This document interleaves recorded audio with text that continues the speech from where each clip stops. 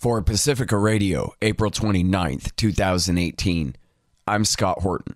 This is Anti-War Radio.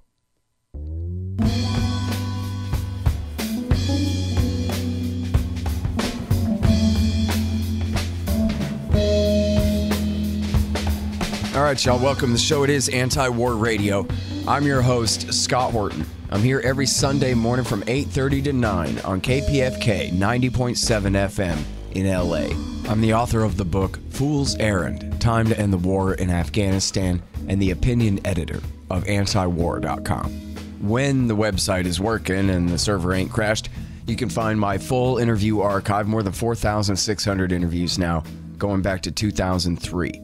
At scotthorton.org. You can also find the whole archive at youtube.com/Scott Horton Show.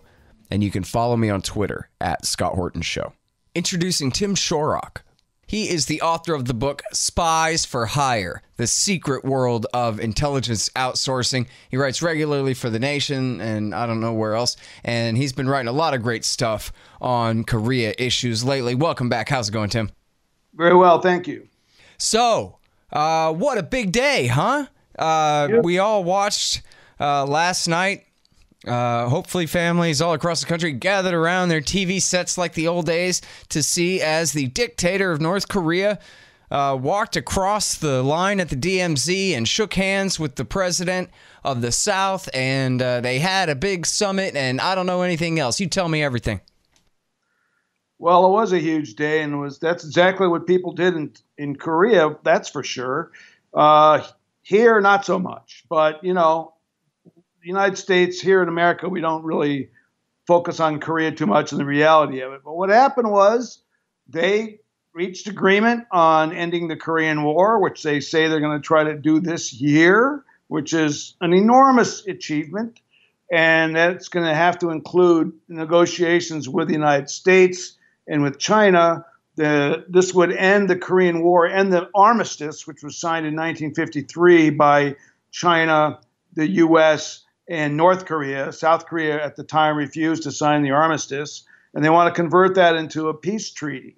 And so that's really an astonishing change for Korea, especially when you look at what was happening, you know, just 6 months ago.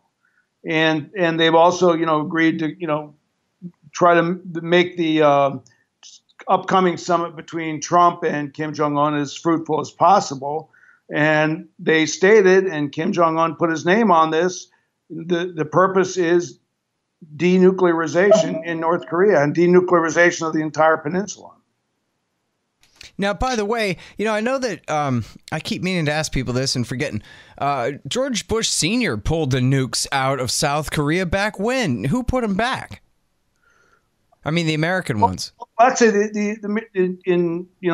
first of all, the United States was the first and only country to introduce nuclear arms to Korea after the Korean War. Very, very soon after the Korean War, the U.S. brought tactical nuclear weapons into Korea. This was actually a violation of the agreement, you know, the armistice, and they kept them there until 1991, which is when, you know, sort of as the Cold War was winding down, and George H.W. Bush pulled those nuclear weapons out of South Korea, as well as some other countries where the U.S. had tactical nuclear weapons. And by tactical, I mean, you know, they're like smaller weapons. They're not these huge missiles. These are actually some of these weapons where soldiers could carry them on their backs, if you can imagine that. But anyway, so the U.S. pulled those nuclear weapons out of the Korean Peninsula, but of course it has nuclear weapons on many of its ships and vessels and planes that are stationed at U.S. military bases in Japan and Okinawa and Guam. And, you know, so they've had these aimed at North Korea and other countries, of course, you know, ever since then. So one of the key issues for North Korea is, you know, for that nuclear threat to be over. And that was, you know, one of the reasons North Korea, you know, had made advances in their nuclear program, because they wanted a deterrent against the United States. Yeah. And now, so another big part of this is he said that, in fact, I like even the way he said it was that will, of course, the American troops on the peninsula help create stability. So we're dropping our demand. I don't know exactly how he said that part, but they're no longer insisting that America pull all of its troops out. Right. And of course, all the pundits here and the so-called experts who said that North Korea's weapons were designed to force the U.S. to pull out their troops are wrong again. And of course, they're not saying anything positive about this move, which is a huge concession. So I mean, the lesson from this is, all these people, experts and so on, that are quoted in the mass media and then are quoted on cable news night after night, they've been wrong for years and they're still wrong.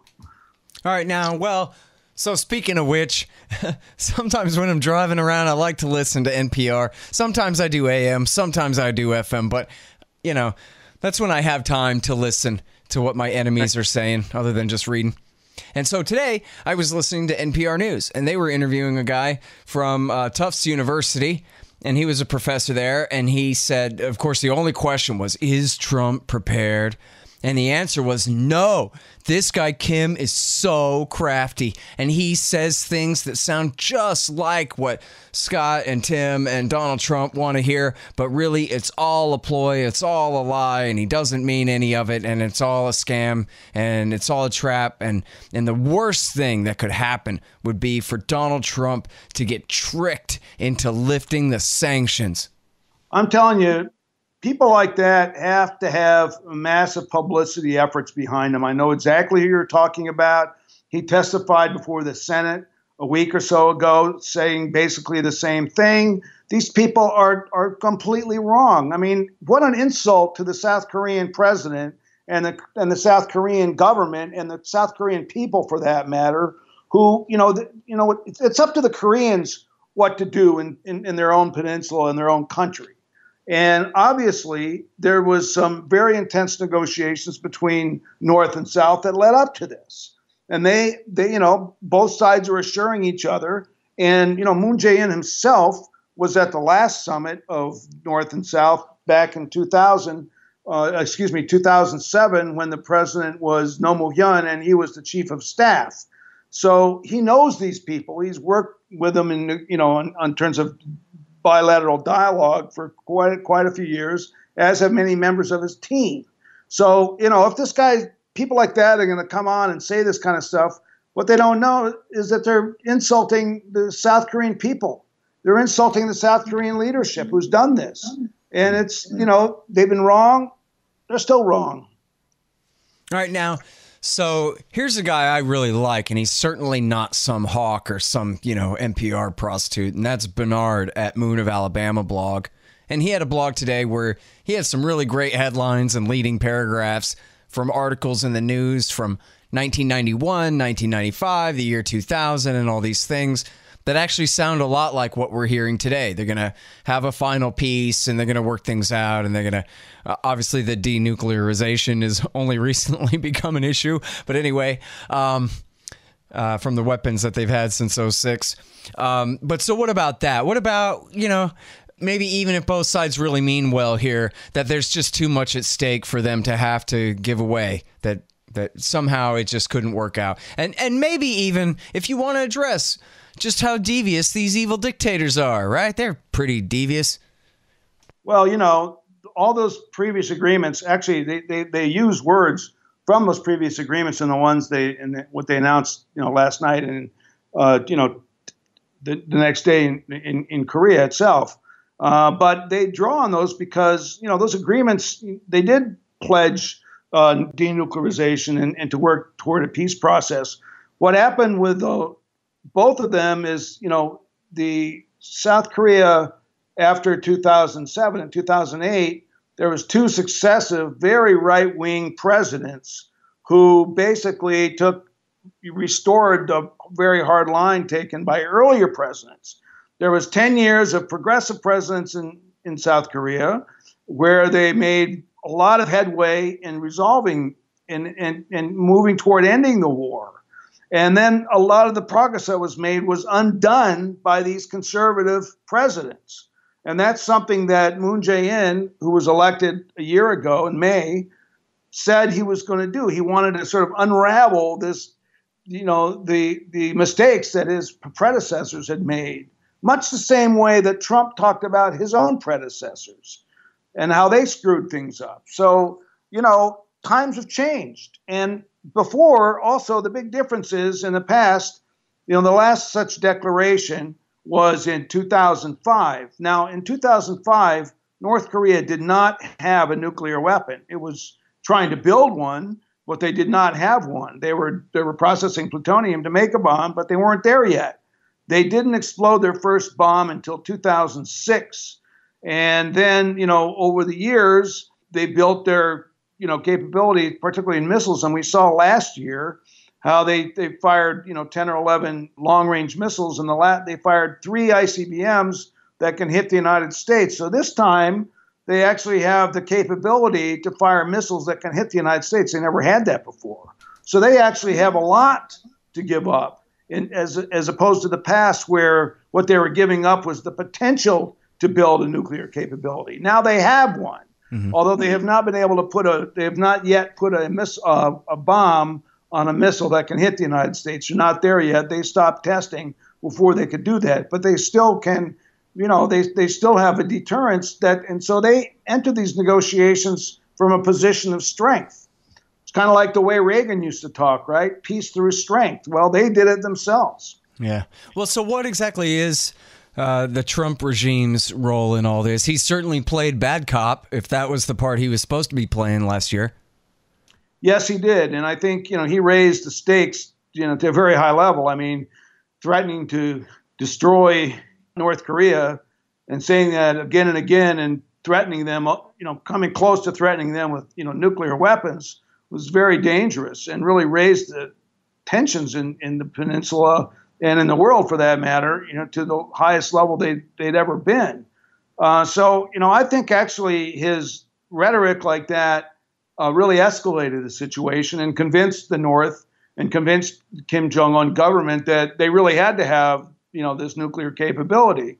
But, on the other hand, I do believe that the economic sanctions, although they obviously have not stopped their rocket and, weapons development, the sanctions, hurt ordinary people, stopping petroleum, imports and that kind of thing, and buying, products from North Korea.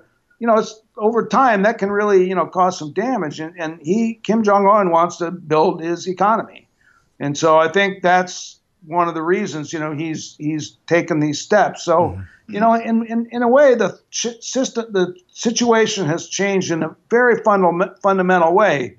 It's, they're not dealing with the same, United States and South Korea aren't dealing with the same guy that they did before. Yeah, he's the grandfather and the son, but he's operating in a very different way. Right. Yeah, Peter Van Buren was saying, look, real denuclearization is probably not in the cards. But what could very well be in the cards is treat this guy like Deng Xiaoping, where once we're getting along with the Chinese, nobody really cares that they're sitting on a few dozen H-bombs now because we're not in a Cold War with them anymore. Well, if you end the Korean War and there is a peace agreement, then, there's no reason to have weapons. There's no reason to have them. I think actually, I think, Peter has a pretty careful analysis of what's going on in Korea. But I think that denuclearization is possible, and they both, Kim and Moon pledged to move toward that. I agree with you, by the way. He needs, pardon me? I agree with that. I mean, I think it really depends on the Americans to say, to give a legit security guarantee, and maybe even to say not the kind that Bush gave to Gaddafi and Obama rescinded. I mean, a real one, like the one Kennedy gave to Castro. We will not attack you. We swear to God. So seriously, get rid of your nukes. That's what would have to happen, right? That's right. And it's what the North Koreans call the hostile policy, which they say again and again in policy statements. And by hostile policy, they mean the nuclear weapons that are pointed at them, as we talked about before. They mean the sanctions and also the economic embargo that was imposed on North Korea at the end of the Korean War.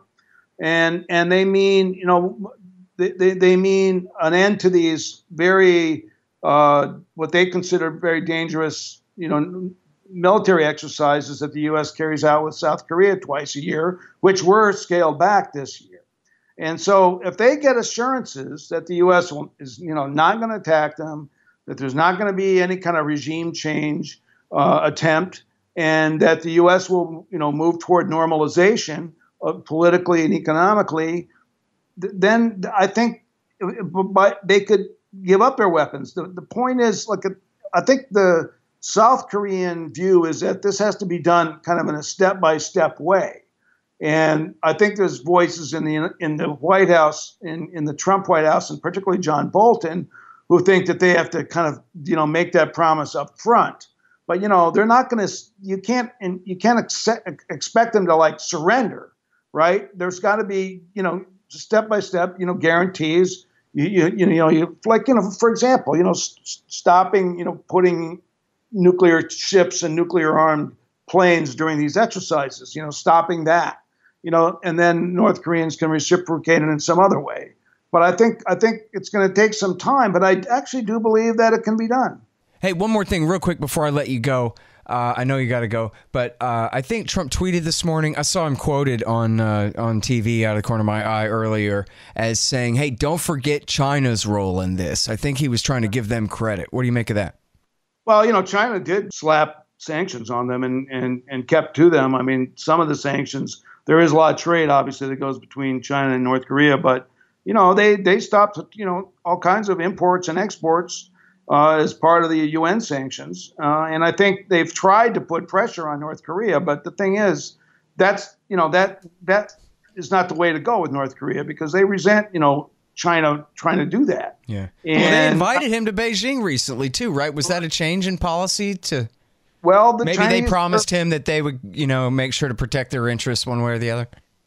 Well, I think the Chinese were on the sidelines. Basically, Moon Jae-in took the initiative.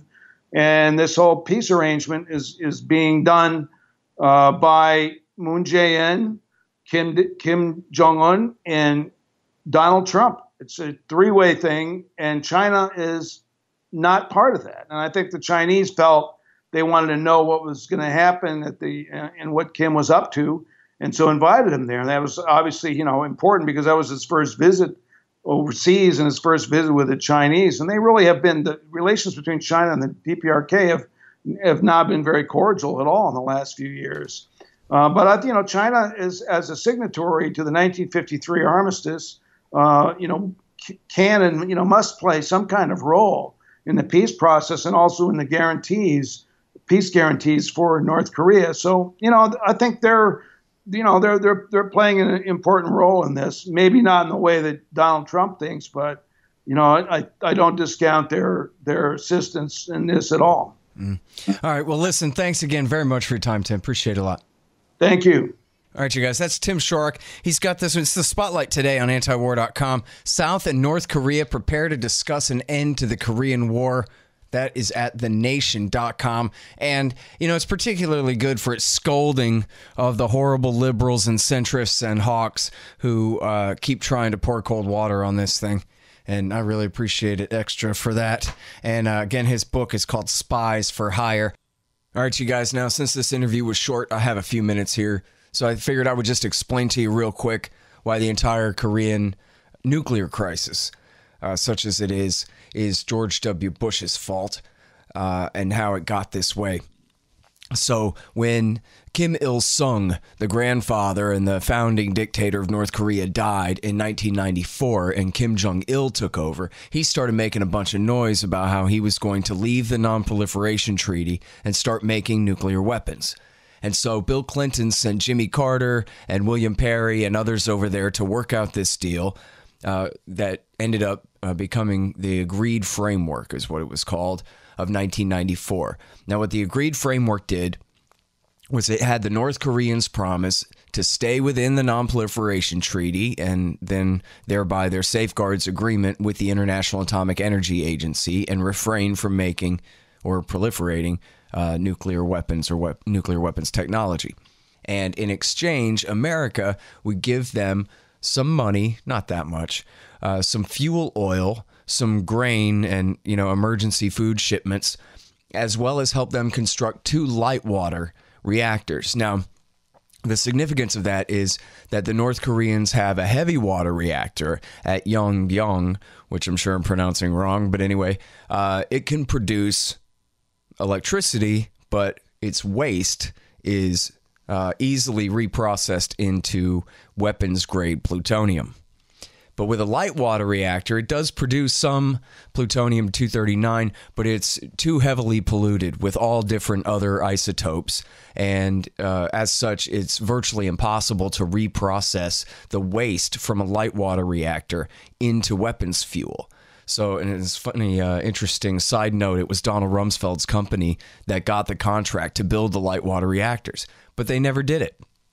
And it was Newt Gingrich and the Republicans in Congress basically refused to let Bill Clinton live up to the American side of the deal. So they got, I think, some fuel oil and some of the food shipments, maybe even a little bit of the money. But they certainly never lived up to all that they had promised. But then when the Bush government came into power, against the Secretary of State Colin Powell's wishes, the Bush-Cheney regime, with John Bolton, our current national security advisor under Donald Trump, serving as point man for Dick Cheney at the State Department, set about to torpedo the agreed framework. And this is what led to the current crisis. And it took a while to convince Kim Jong-il to quit the NPT. First, George Bush insulted Kim and called him a pygmy, which I don't know if George Bush knows that's a real kind of human being. I guess he doesn't. But anyway, so that was an insult to the high honor of the, deity, the way that the propaganda in North Korea has it, tearing him down like that. It was a huge affront. And then they were named in the axis of evil. Get this: Osama bin Laden, Saddam Hussein, the Ayatollah, and Kim Jong-il are all in a giant axis of evil against you. Axis like, right, Germany, Italy, and Japan in World War II. Except that none of these, Al-Qaeda and none of these states had anything to do with each other. The North Koreans had sold some medium-range missile technology to the Iranians, but that was about it. Of course, Iran and Iraq were enemies, and Osama's enemies of Iran and Iraq both. Anyway, so they add them to the axis of evil. Then they claim, I guess they discovered that the North Koreans had purchased from the Pakistanis some uranium enrichment technology, which is a possible second path to a bomb. Now, there's no evidence that they were enriching up to weapons grade and that they were trying to make nuclear weapons with this uranium. In fact, now that they've had nuclear weapons for a dozen years, none of them have been uranium bombs. They've all been plutonium bombs as far as anybody can tell. So anyway, but and in fact, this wasn't even in violation of the agreed framework deal that they would have uranium enrichment technology. That is their right. It's protected by the NPT. And unless they're actually making nuclear weapons with it, then they're really not in violation. They should have declared to the IAEA that they had some. But again, unless they're literally introducing nuclear materials into the centrifuges, they're not even really in technical violation of their safeguards agreement. Anyway, there's certainly no reason to break the deal. If it was a problem, they could have negotiated over this, separate parallel uranium enrichment program. But they used it as an excuse to abrogate the deal. And they just canceled it. The Bush government in 2002 just outright canceled the deal and said it's over. A lot of us were distracted with the run-up to Iraq War II at the time. It didn't make as much headlines. But then they added new sanctions. And they had created a thing called the Proliferation Security Initiative, which was this extra legal, under international law, declaration that the Americans had the right to seize all North Korean boats on the high seas under the guise that they're smuggling illicit weapons technology, etc. And then in December of 2002, they released the Nuclear Posture Review that cited North Korea as on the list for a possible nuclear first strike regime change attack. And only then did Kim Jong-il announce he was leaving the Non-Proliferation Treaty. And just like in the treaty, 6 months later is the rule, he did. And kicked the IAEA inspectors out of the country. And only then did they restart the Soviet-era heavy water reactor and start harvesting plutonium out of it to make their nuclear weapons program that they have now.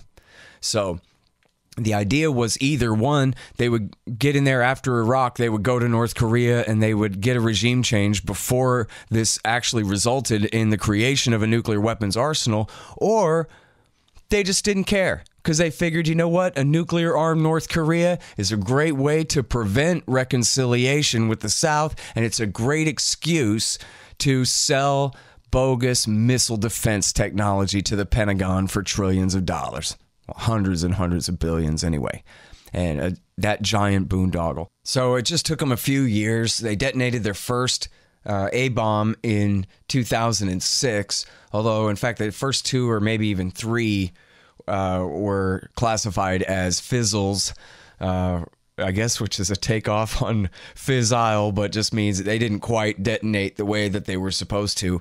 And then in their later tests, they buried them so far underground that the information was much harder to come by and measure by outsiders, but apparently were more successful. And then most recently, they claimed to have successfully tested a hydrogen bomb, a fusion bomb, although, you know, it was probably just boosted with some isotopes, some tritium and whatever. Anyway, even then, boosted A-bombs, that's still something. And then, of course, they've also made these significant advances in their rocket technology, and the Americans have not made any real significant advances in their missile defense technology other than just cashing their checks. So, as we found out last year, the North Koreans succeeded in making missiles that have the range to hit Washington, D.C., and so they finally brought America to the table. And Kim and Moon, the president of South Korea, has taken advantage of the increase in tensions and the crisis, as Mr. Shorrock was explaining there, to go ahead and say, all right, that's it. Let's put an end to this before it gets too far out of control. So that's Everything in the World is George W. Bush's Fault, Korea edition for you there this morning on Anti-War Radio. Now, the very best article that tells this story and the step-by-step here and why is, of course, by the great Gareth Porter. It's at truthout.org. It's called How Cheney and His Allies Created the North Korea Nuclear Missile Crisis, the one that apparently Kim Jong-un and Moon Jae-in are now solving for us. All right, y'all, and that is it for Anti-War Radio for this morning. Thanks very much for listening. I'm your host, Scott Horton. I'm here every Sunday morning from 8:30 to 9 on KPFK 90.7 FM in LA. Find my full interview archive at scotthorton.org or youtube.com/Scott Horton Show, and follow me on Twitter at Scott Horton Show. Thanks. See you next week.